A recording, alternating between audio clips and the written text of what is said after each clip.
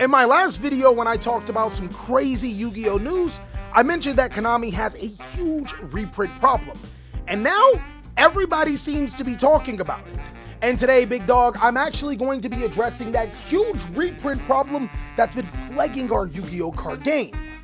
Let's jump on in. So I think there's a couple of core components that content creators are missing when it comes to Konami and their huge reprint problem. A lot of content creators want to talk about how this particular card is incredibly expensive compared to what Yu-Gi-Oh used to be like back in the day, but to be honest with you, I'm not gonna lie, some of these content creators are Zoomers. They don't even know what Yu-Gi-Oh was like back in the day. There were points in times where Yu-Gi-Oh was thousands and thousands of dollars just to be able to play a competitive deck. So relatively pretty much the same. And Yu-Gi-Oh pretty much has not changed in that aspect, but that's a bad thing because the world has changed, the times has changed, and things have gotten different. Konami should change.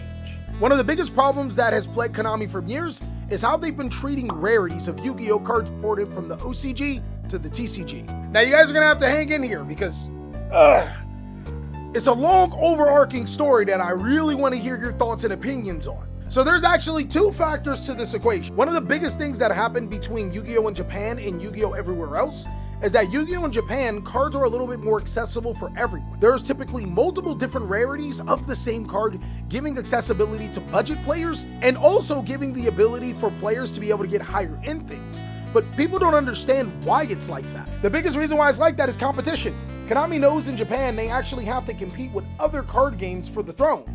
With Yu-Gi-Oh, it's a little different everywhere else. While there is competition, y'all not gonna stop buying Yu-Gi-Oh product because rarity changes. It's been proven over the last 20 years. I don't want to shift blame to the Yu-Gi-Oh community because obviously we love the Yu-Gi-Oh card game. It's almost predatory that Konami would use a tactic on us that doesn't work in their native land and then continue to use it over and over again.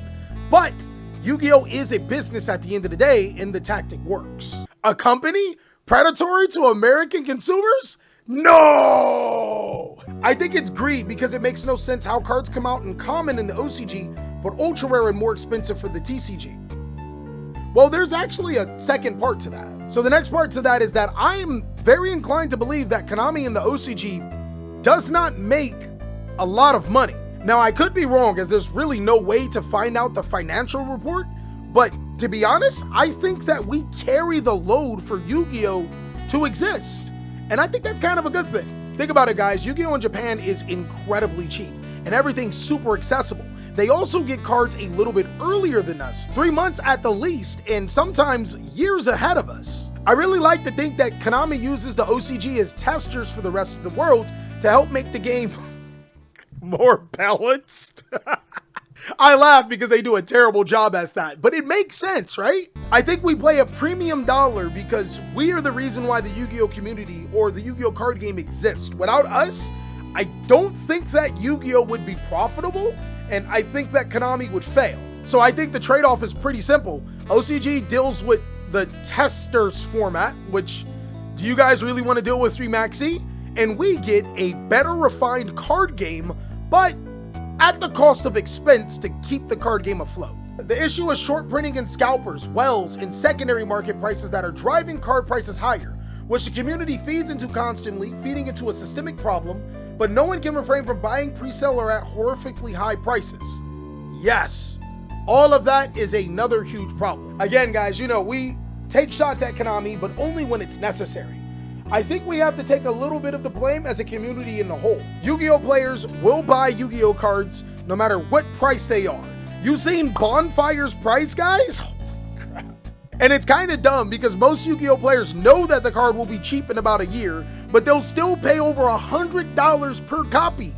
Chat, the card isn't even good right now. At this point, guys, we can't keep putting everything onto Konami. We actually have to take some accountability here. Buying prices at these ridiculously high prices only allows sellers to keep listing them at ridiculously high prices. I understand that you guys want the cards early. I understand that you guys want to be able to play the cards. But seriously, if you guys stop for a second and think about other people, then we probably would have a lot cheaper of a card game. But there are some other problems too, and I'm not gonna ignore those. They charge us to feed their own hood. They taxing us! It almost feels bad putting it just on the players because like you guys did say earlier, Konami could print cards in lower rarities. But still, if we go by what we just said, if we are being charged to feed the hood, then we got to get charged to feed the hood. At this point, I just wait every 2 years to get cards like Thrust and Bonfire. That is the problem. So one of the biggest problems with Konami Yu-Gi-Oh! Reprints is that you get them too late. Nobody likes to talk about this at all. By the time that we get competitive cards, a lot of the times they're out of relevancy. Let's take, for example, what's heralded as one of the best reprint sets of all time. Legendary Collection 25th Anniversary, which, if you think about it, that's crazy that it's considered the best of all time. Chat, it's a 2-month-old set, and people are like, yo! But it's fair because we've never had something like it. Legendary Collection 25th Anniversary reprinted so many crazy good cards, Triple Tactics Talent, Ash Blossom and Joyous Spring and stuff like that. But when you start to think about the age of these particular cards, you then start to realize that their effectiveness has dwindled over time. I know you guys remember when Ash Blossom and Joyous Spring first came out. The card was devastating. It was crazy. It was also $80 a copy. But the longer that Ash Blossom existed, Konami had to keep up with cards like Ash Blossom, so they created new, more powerful cards. Then, Ash Blossom became a lot less effective. Now we're getting it at a fairly highly accessible point, and the card is borderline bad. And I don't know if you guys have caught on to it, but every year we get some new extra deck monster or some new spell card that's the hottest must-have card. So it's almost like a rabbit race. By the time that you get these cards that have been beating your ass for the last year, there's already new cards that you need to have.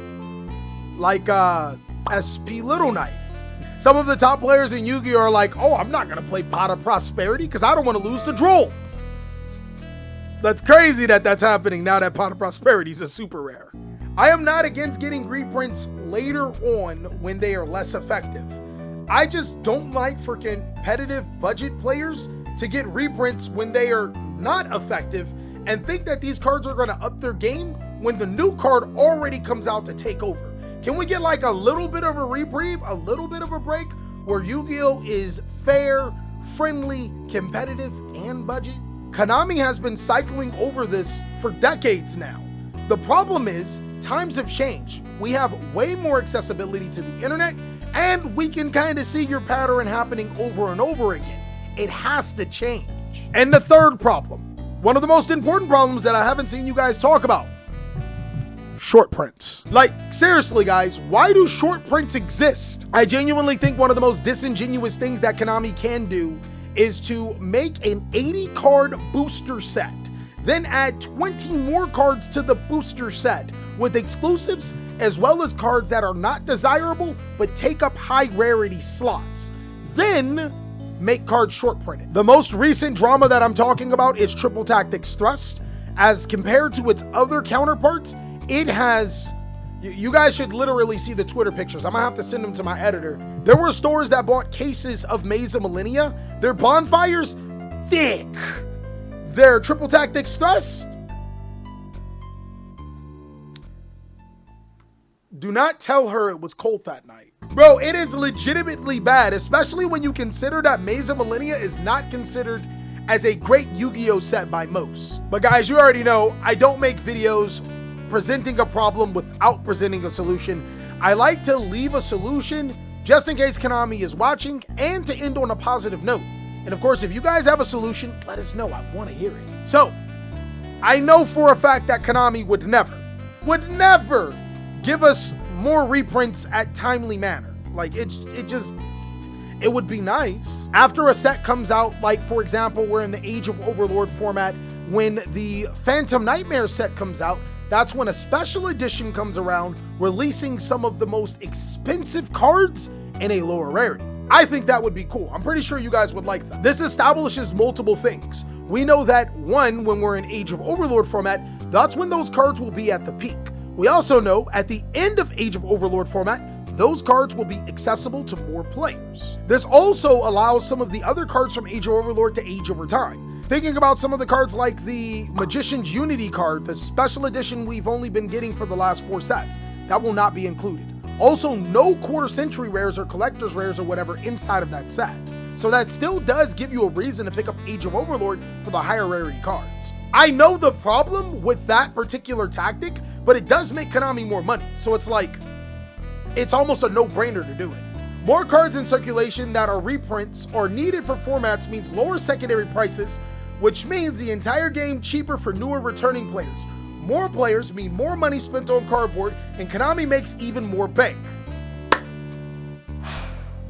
That is solution number one. Solution number two, Konami, I know option number one may be too good to be true. Maybe logistically, let's just say it's not possible, right? Let's just say it is not probable for you to make more money. I don't know how, but let's say it doesn't exist. Just throw us a bone every now and then. Instead of giving Triple Tactics Trusty short print, don't do that. Make it accessible. That's all we want, chat. Isn't that right? Konami, have you ever thought about just sitting down and being just a little less greedy? Hit the lever! Bestial Magnumite. Good idea. Do it again. Also, I think that Konami should continue to do the quarter century rare. Well, I think that Konami should continue to upgrade rarities of ultra rares and secret rares as quarter century rares or starlight rares when they go back to the normal set. Like that is such a good idea. I just think that the execution needs a little bit more work. I do think that Konami is trying in some areas, but overall they failed us, and that's why we have this huge reprint problem. And that's pretty much all I got, guys. If you want to see more amazing content, I got more rants, more stuff like that. Be sure to check out these other videos. My chat is crazy as per usual. And you can always catch me on stream Monday, Tuesday, Thursday, Friday, Sunday for the Extra Deck podcast at 11 a.m. Pacific Standard Time. I can't wait to see you there.